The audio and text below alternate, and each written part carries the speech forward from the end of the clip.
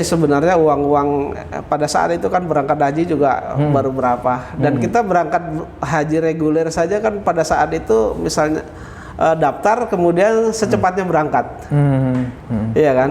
Efeknya ya itu. Ya kalau sampai berantem sama istri juga enggak, cuman paling salah-salahan aja, Mas. Iya. Oh gitu ya. Iya.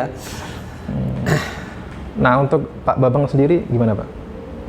Ya, kebetulan sih untuk ini ada efeknya juga ya. Artinya kan tabungan yang tadinya kita harapkan untuk sesuatu dan kemudian kita masukkan ke investasi ini dengan harapan bisa bertambah gitu kan. Ya ternyata kan itu gagal, artinya gagal, ya pasti ada efeknya. Artinya kita dapat ya ini kesalahan itu. Bapak ini kok sampai segitunya gitu ya? Ya gini, kebetulan saya kan 12 tahun itu di lembaga investasi. Jadi istri saya bilang, loh, kamu itu kok bisa gitu. Orang kamu itu bidangmu kan ini. Iya, makanya dari itu ya. Ya itu tadi saya bilang, saya tidak melakukan cross check. Pakem investasi itu saya abaikan sama sekali. Iya iya. Ya alhamdulillah sih ada efeknya, tapi tidak terlalu fatal gitu ya. Oke. Rumah tangga ya mungkin jeglong dikit, tapi setelah itu normal kembali. Iya. Itu. Tapi banyak yang lain yang saya dengar juga lebih ini ya, lebih sulit. Apalagi, saya dengar juga bahwa di investasi ini ada yang namanya arranger ya. Iya, betul. Tugasnya untuk merekrut ya. Ya, termasuk Pak Bambang. Pak Bambang juga arranger, Pak? Saya bukan arranger ya, artinya ngajak teman. Ngajak teman ya, ngajak. Oh. Karena nggak tertarik. Ini aku ada program ini. Apalagi di dalam pelaksanaannya setiap hari apa ya, Mas? Kita ada pengajian. Setiap 1 bulan sekali ada pengajian itu. Program dari sisi itu bagus. Ada pengajian. Bahkan pengajiannya juga sampai ke puncak gitu. Suatu saat kita diajak ke puncak gitu kan. Ya, beberapa teman tertarik. Artinya bukan hanya dari segi materi, tapi juga beban moral ya. Beban moral yang dan itu pun banyak ya arranger.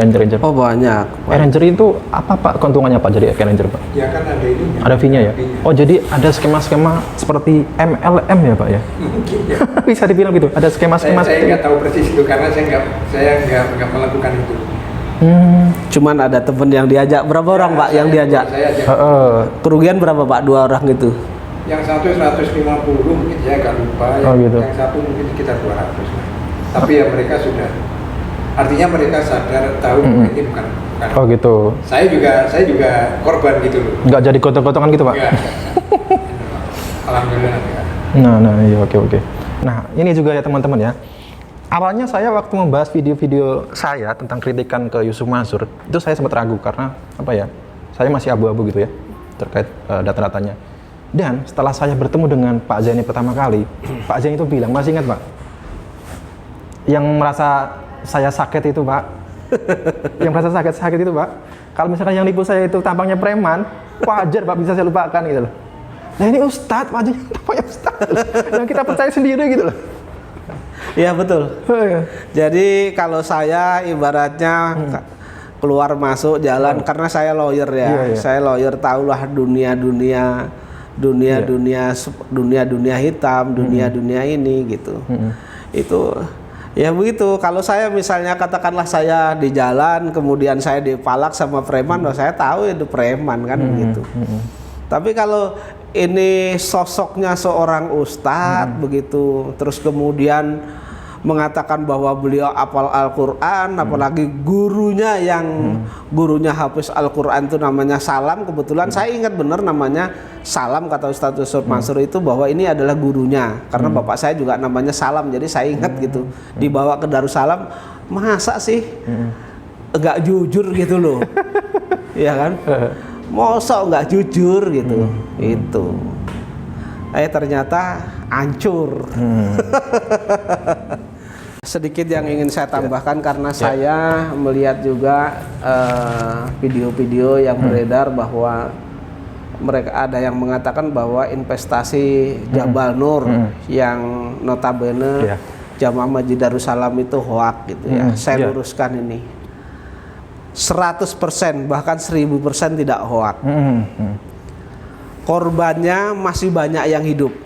Artinya kalau toh ada yang meninggal belum ada 10%.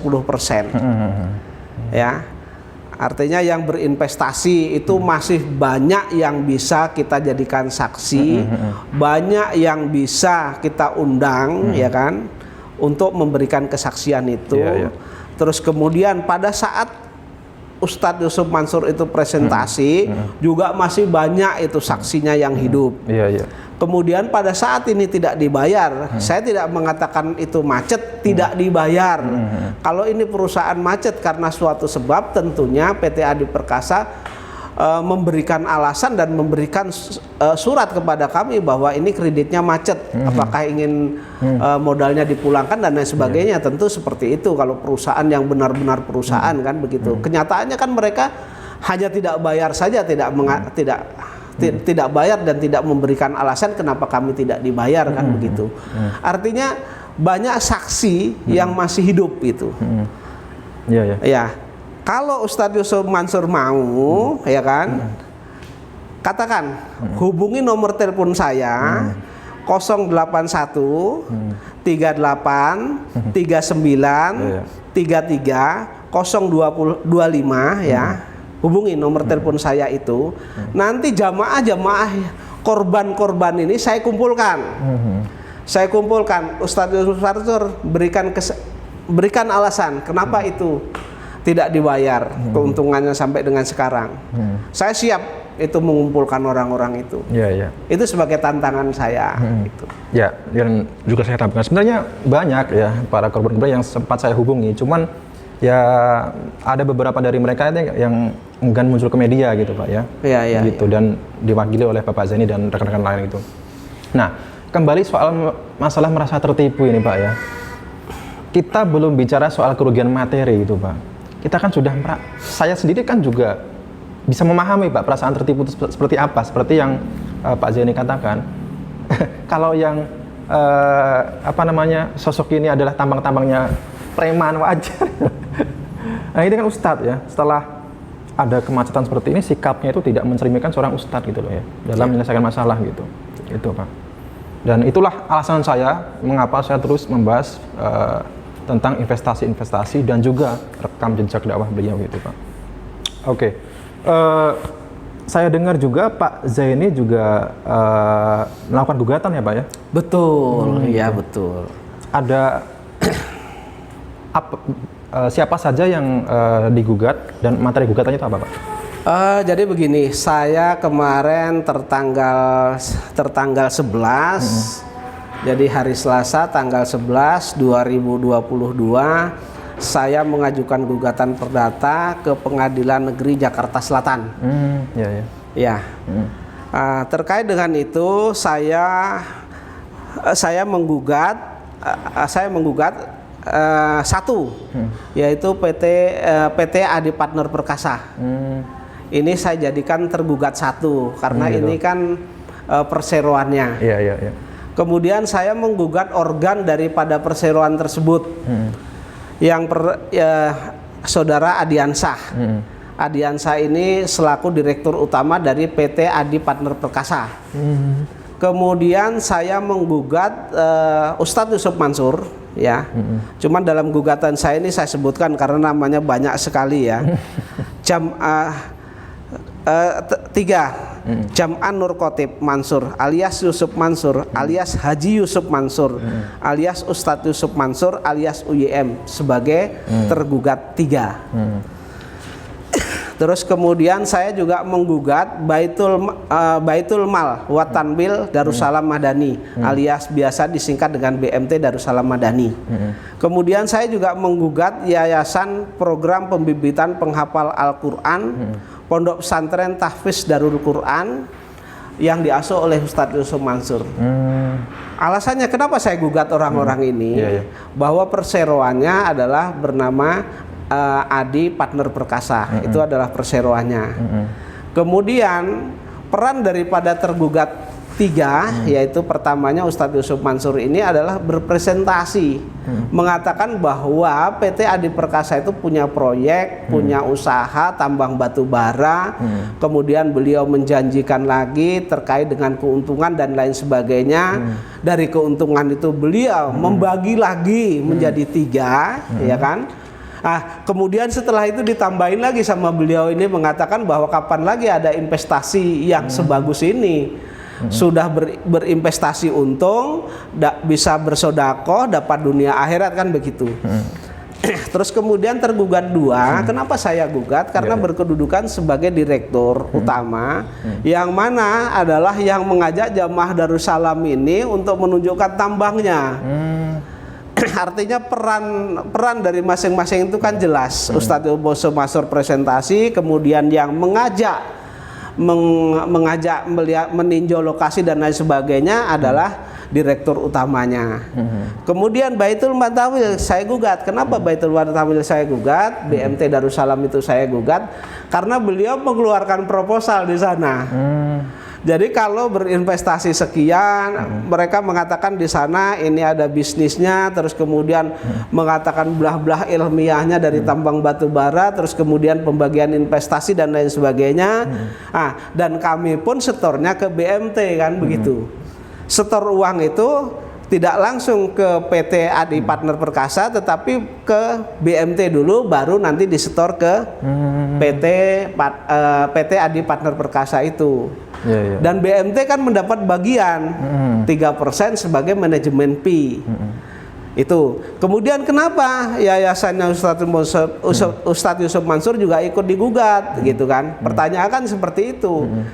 Karena yayasan yang dipimpin oleh Ustadz Yusuf Mansur itu yang ditunjuk Ustadz Yusuf Mansur untuk menerima sedekah dari investasi ini. Jadi tetap saya gugat, gitu. Jadi sebenarnya siapa Pak yang mengatur skema pembagian keuntungan-keuntungan ini, Pak? Yang mengatur skema pembagian keuntungan yang berceramah itu ya Ustadz Yusuf Mansur. Jadi Yusuf Mansur, ya? Iya. Untungnya sekian 28,6%, kemudian dari ini dibagi, yang separuhnya masuk ke pondok pesantren saya untuk bangunan pondok pesantren, kemudian yang separuh lagi dibagi menjadi 2, 3%-nya untuk BMT, 11,3%-nya untuk investor itu Ustadz Yusuf Mansur. Diperkuat dengan proposal dari BMT. Itu. Setelah saya telusuri juga, ternyata PT Adi Partner Perkasa ini juga dahulunya banyak masalah juga, Pak, ya? Banyak masalah. Banyak masalah. Yang jelas saya tahu itu ada bermasalah juga dengan, kalau tidak salah itu dengan Humpus. Karena begini, kenapa saya tahu itu bermasalah dengan Humpus? Ketika ini sudah tidak dibayar, kemudian saya telusuri bersama teman-teman tuh waktu itu masih di dalam tahanan. Kalau nggak salah tuh saya kurang ingat itu apakah di Mabes, apakah di Polda. Saya kurang ingat, tapi saya pernah ke sana, tapi saya nggak bisa masuk di sana.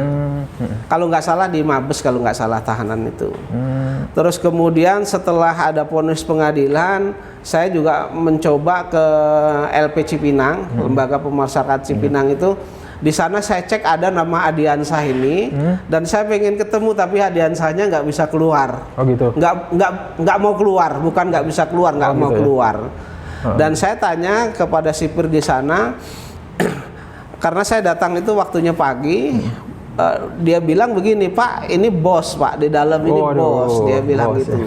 Nah, ketika bos itu subuh sudah bangun, nanti kemudian sholat subuh, terus kemudian setelah sholat subuh minum kopi, nunggu duha. Setelah duha dia tidur lagi, nanti sampai zuhur, Pak, baru ini, baru bangun. Jadi kalau dibangunkan jam-jam segini itu nggak ada yang berani bangunkan, Pak, gitu. Jadi saya tidak ditemui. Iya. Selain Pak, perkara ini masuk ranah perkara perdata, apakah ada celah masuk ranah pidana, Pak? Kalau celah pidana sedang kita cari. Jadi artinya saya juga masih telusuri, mudah-mudahan nanti bisa ada teman-teman yang peduli terhadap perkara ini sehingga bisa bentuk tim Setidak-tidaknya kalau toh teman-teman belum ada, saya akan selidiki perkara ini dan mencoba kirim surat. Iya, iya. Kirim surat, salah satunya ke Menteri Pertambangan, bahwa benar tidak tambang PT Adi Partner Perkasa ini pernah punya tambang berkaitan dengan KP pertambangan. Iya, iya. Nah, saya akan telusuri di sana. Kalau di sana ternyata tidak pernah punya KP kuasa pertambangan di Kalimantan Selatan ini, berarti kan ada unsur kebohongan pada saat presentasi. Pada saat presentasi berarti ada kebohongan kan? Nah, ketika mereka menunjukkan ini KP-nya ternyata bukan KP-nya, kan ada kebohongan juga kan?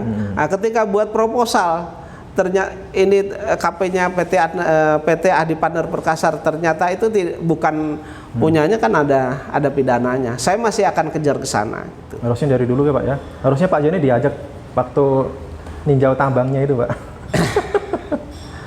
Ya, jadi seharusnya ini kan perkara memang berjalan begitu, ini tidak dibayar seharusnya berjalan, Mas. Seharusnya pada saat itu dibuat tasposnya itu ketuanya kalau nggak salah Pak Haryono. Pak Haryono itu sebenarnya mengajak saya ke sana kemari. Dan saya berniat pada saat itu bagaimana caranya saya bisa saya proses perkara ini baik pidana maupun perdata. Oke. Cuman kan terkait dengan ini ada figurnya Ustadz Yusuf Mansur ini, sehingga dari beberapa teman, beberapa ulama itu mengatakan kepada saya, jangan diproses karena ini kan menyangkut Ustadz, nanti terkait dengan ini akan menjadi tidak baik untuk umat Islam itu. Sehingga saya pada saat itu ya samina wa'to, manut-manut wae gitu kan. Jadi inilah alasan mengapa selama kurang lebih 10 tahun lebih ini baru muncul ya perkara ini ya. Baru muncul gugatan. Jadi setelah jadi kalau saya pribadi begini, setelah ini saya diamkan lah dan teman-teman diamkan beberapa bulan inilah ya, beberapa bulan mungkin udah tahunan juga mungkin ya. Itu ternyata kok saya lihat yang diajak berinvestasi dan lain sebagainya, yang uangnya nggak pulang itu kok dari masyarakat lemah gitu loh. Dari masyarakat kecil, ya mohon maaf saya bukan ibaratnya menganggap kecil, artinya dari TKW kemudian yang kecil-kecil, kan mereka cari uang ke luar negeri itu posisinya bukan hal yang mudah ya. Satu, mereka mau berangkat saja, ini karena saya juga orang kampung Mas. Mereka mau berangkat saja, kadang-kadang mereka pinjam ke keluarganya. Betul. Dan terus terang saya juga ada keluarga yang mau berangkat dan lain sebagainya tuh ada yang pinjam sama saya kok. Jadi saya ngerti lah TKW itu mau berangkat ke sana itu bukan mereka punya duit tumpukan atau negara memberangkatkan dengan gratis, kan tidak. Mereka pinjam uang ke sana kemari untuk berangkat, kemudian di luar negeri mereka ya mohon maaf saya bukan ini. Mereka di sana kan ada yang jadi pembantu lah ya bahasanya, melayani majikannya itu 24 jam yang namanya pembantu. Setelah mereka dapat duit kok ya tega-teganya gitu loh. Tega-teganya disuruh sedekah, tega-teganya disuruh investasi, dan itu nggak pulang gitu. Jadi saya kadang-kadang berpikirnya begini Mas, ini masih punya peri kemanusiaan atau enggak gitu loh. Punya hati nurani apa enggak? Masih punya hati nurani atau tidak gitu. Sedangkan saya sendiri yang notabene bukan ustadz, walaupun sering ke masjid begitu ya. Itu ketika kita ngelihat orang-orang ya pemulung dan lain sebagainya yang mereka makan menurut saya kurang enak lah, seadanya, itu hati kita kan merasa teriris-iris gitu. Iya betul Pak. Itu. Ya. Apalagi ya mereka itu keluar negeri meninggalkan keluarga dan juga taruhannya besar ya. Taruhannya besar. Belum lagi kalau di luar negeri itu majikannya bagus. Kalau majikannya nggak bagus, bisa ada yang disetrika, ada yang disiram air, ada yang diperkosa. Ya Allah ya Rob itu. Sampai dia dapat duit disuruh investasi nggak pulang. Nah ini Saya juga sedikit ya Mas, saya ini ya. Ini kan terkait dengan investasi yang digagas oleh Ustadz Yusuf Mansur ini kan menurut saya sudah bukan rahasia lagi ya. Sudah menjadi konsumsi publik ya. Betul, betul. Sudah menjadi konsumsi publik dan ini sudah meresahkan publik menurut saya. Sudah meresahkan umat begitu ya. Iya. Nah, saya minta lah karena ini sudah meresahkan umat, saya mohon kepada yang terhormat ya, Bapak Jokowi ya selaku Presiden Republik Indonesia, saya minta kepada beliau yang terhormat Bapak Presiden ini memerintahkan bawahannya yang terkait dengan investasi untuk melacak. Dan termasuk juga memerintahkan kepada Kapolri ya untuk melacak terkait dengan kejahatan Ustadz Yusuf Mansur ini. Dan juga PPATK juga harus bergerak. Uangnya ini kemana, ya kan? Uangnya ini kemana? Karena ini uang rakyat loh. Ya, uang rakyat artinya sebagian rakyat Indonesia itu sudah menjerit gitu ya. Saya mintalah kepada pemerintah ini ada perhatian lah walaupun sedikit gitu, terutama kepada Bapak Jokowi untuk memerintahkan bawahannya yang terkait dengan investasi ini untuk mengaudit atau mengawasi atau mencabut lah sekalian gitu kan. Jangan sampai nanti ada korban-korban yang lain kan begitu. Ini untuk membersihkan pemerintah juga kan begitu. Jangan seolah-olah ketika rakyat ini resah dengan adanya modus-modus penipuan, kemudian pemerintah seolah-olah tidak tahu menahu kan. Ini salah juga karena pemerintah itu tugasnya adalah mengayomi seluruh masyarakat Indonesia tanpa memandang ras, tanpa memandang etnis, tanpa memandang apapun kan begitu. Oke. Baik Pak. Mungkin saya tanya, kenapa selama 10 tahun ini Bapak rekan-rekan Jabah lain terkesan mendiamkan ya? Karena memang sebenarnya inisiatif untuk menggugat ataupun menanyakan kejelasan itu dari dulu ada inisiatif, tapi ada redaman ya Pak ya? Betul. Dan juga Bapak belakangan juga mengetahui ternyata selain investasi Jabangun, ternyata banyak juga ada kasus-kasus investasi lain yang bermasalah juga. Apalagi yang nyangkut TKW itu ya, TKW dan masih banyak lagi yang lainnya. Oke. Bapak Zaini dan Pak Bambang, Pak, yang selaku bisa dikatakan korban, Pak. Harapannya apa, Pak? Harapannya dan apa yang ingin Bapak sampaikan ke masyarakat ya, terkait apa yang Bapak alami ini supaya bisa menjadi pembelajaran buat umat ke depan, Pak. Silakan, Pak. Bapak Zaini, silakan. Jadi begini, harapan saya karena ini terkait dengan investasi, ya kerugian dari masyarakat itu dikembalikan. Artinya apa yang ditanamkan oleh masyarakat itu dikembalikan oleh yang bersangkutan. Kemudian juga keuntungan juga seharusnya diberikan, kan begitu. Keuntungan diberikan. Dan katakanlah itu tidak diberikan, sehingga harapan saya kepada pemerintah khususnya yang terkait dengan proses hukum, penegakan proses hukum, saya minta untuk berbuat sejujur-jujurnya. Jadi artinya siapa yang berbuat di negara Republik Indonesia ini berbuat kriminal, berbuat pidana, itu harus mendapat hukuman yang setimpal. Oke. Ya, karena kan kita ini negara hukum. Iya, betul. Jangan dibiarkan ketika ini ada penipuan.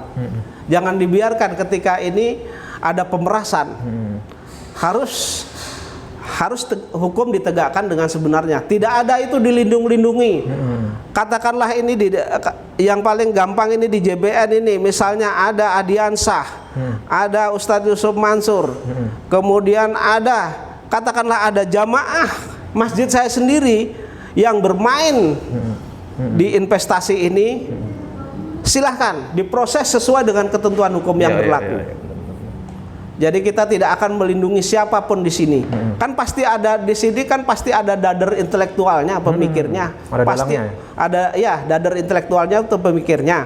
Kemudian pasti ada yang membantu, ya kan? Nah, kemudian ada pelaksananya kan. Harapan saya juga Kapolri yang terhormat Bapak Kapolri mau menerima kami terkait dengan laporan ini.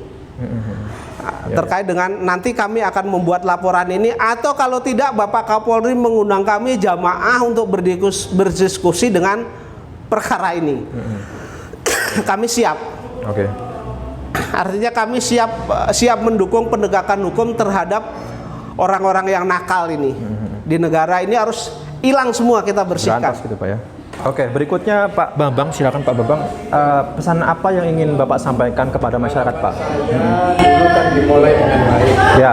Pak Ustadz ini datang ke masjid dengan baik-baik, kita sambut. Ya, setelah ada peristiwa ini kemacetan, saya harapkan Pak Ustadz ini datang lagi ke masjid untuk memberikan klarifikasi apa yang terjadi sebetulnya. Mungkin juga dia juga korban gitu loh. Mungkin juga dia korban dari situasi atau bagaimana, itu yang pertama. Jadi saya sangat harapkan kalau Pak UYM ini datang ke masjid, kita bicara baik-baik lah. Ya pasti kan ada solusi. Solusinya nggak tahu bagaimana, tapi setidak-tidaknya ini juga akan meringankan beliau gitu. Ya siapa tahu umur manusia. Beliau berangkat nanti setidak-tidaknya dengan jamaah JBN ini sudah clear gitu.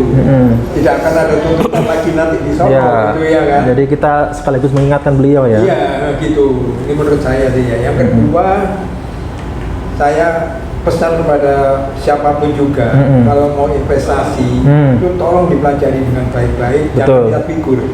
Jangan lihat figur. Tapi pakem-pakem seorang investor itu harus dijalankan. Jangan karena aku percaya gitu, jangan. Ini pesan saya untuk siapapun juga lah yang melihat tayangan ini. Saya rasa itu aja sebenarnya. Oke. Bisa saya tambahkan sedikit, ya, Mas. silakan, Jadi Pak Bambang tadi bahasa, saya jadi ingat bahasa SD saya, Mas. Gimana? Jadi saya tuh SD-nya ada di Tembilahan Indragiri Hilir Riau. Oh gitu. Jadi bahasanya begini, kalau bahasa Melayunya ya. Kita datang, kita bertamu ke tempat orang lain, bahasanya kan tampak muka kita. Ketika kita pulang, tampakkan juga punggung kita. Jadi yang diharapkan begitu ya Pak, yang diharapkan Ustadz Yusuf Mansur datangnya baik-baik, tampaklah mukanya. Ketika pulang, ya kan, nampakkan punggungmu.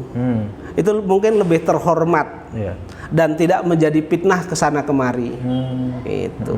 Ya, harusnya Yusuf Mansur yang dikenal sebagai Ustadz ini seharusnya bisa memberi contoh kepada masyarakat bagaimana menyelesaikan masalah-masalah ya itu dengan cara-cara syar'i ya, dengan cara agama gitu. Bukan seperti ini, terkesan apa ya, investor-investor itu setelah macet ini nggak dianggap apa-apa gitu.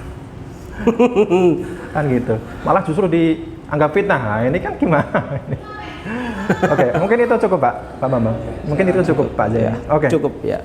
Oke teman-teman, tak terasa sudah kurang lebih hampir 60 menit ya kita berbincang-bincang dengan Pak Zaini dan Pak Bambang selaku investor Jabal Nur, dan harapan kita mudah-mudahan ada keadilan di sini ya Pak ya. Bukan hanya investasi Jabal Nur ya.